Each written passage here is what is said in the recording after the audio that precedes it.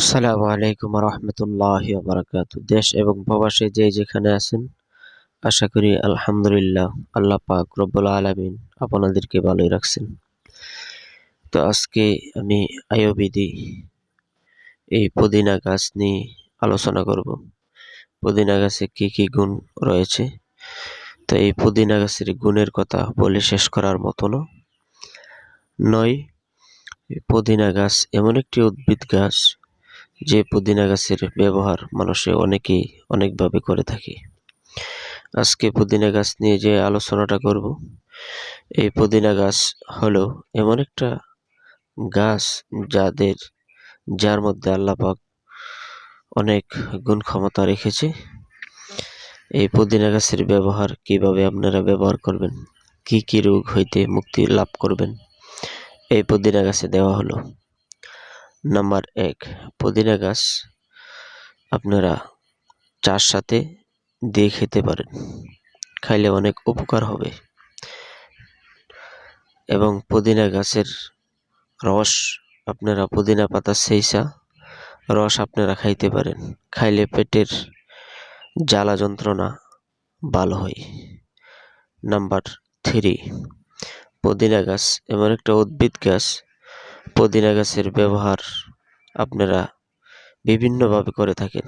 পুদিনা এমন একটি সুস্বাদু খাবার, পুদিনা পাতা আপনারা ভাজি করে খেতে পারেন।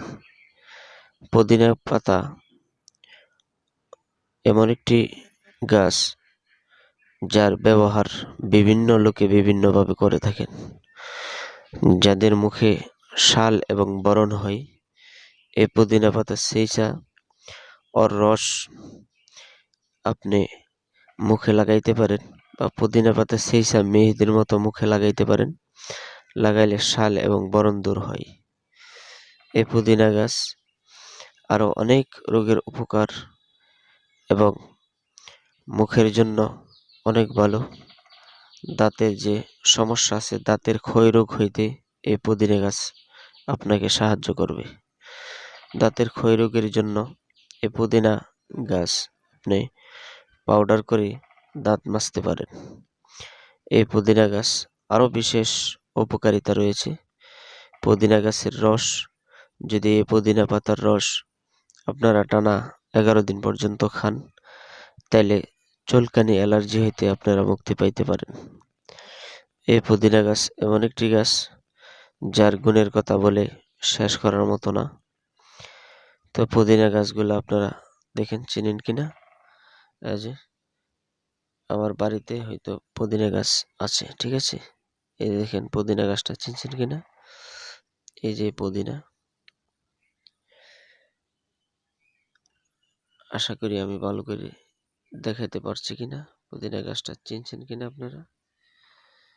আমাদের দেশে পুদিনা বলে, আর আপনাদের দেশে কি বলে কমেন্টে জানাবেন। পুদিনা গাছ বিভিন্ন রকমে আপনারা খেতে পারেন।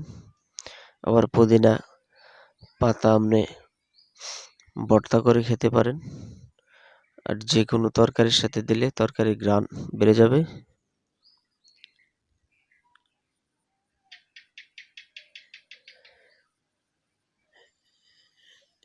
এই বলে আমি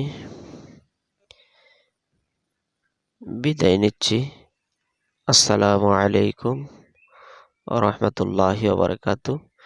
তবে যাবার আগে একটি কথা বলে নেই, এখনো যারা আমার চ্যানেলটি সাবস্ক্রাইব করেন নাই, আমার চ্যানেলটি সাবস্ক্রাইব করবেন। সাথে থাকার জন্য ধন্যবাদ।